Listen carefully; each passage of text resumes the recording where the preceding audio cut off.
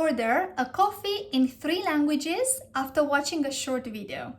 Hi, my name is Georgiana, and on my channel I help you learn the languages that I speak in a simple and practical way.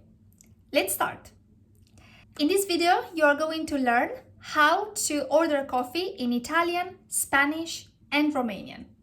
We are going to start with Italian. If you go to Italy and you want to order coffee in a bar is a coffee shop, then you can say vorrei un caffè per favore. Make sure that you repeat after me. So vorrei un caffè per favore. Vorrei un caffè per favore. Then, moving on, Spanish. Quisiera un café. Por favor. Quisiera un café, por favor. Quisiera un café, por favor. And the last one, Romanian.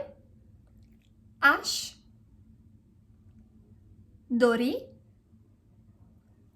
o cafea. Vă rog. Aș dori o cafea. Vă rog. Aș dori o cafea, vă rog.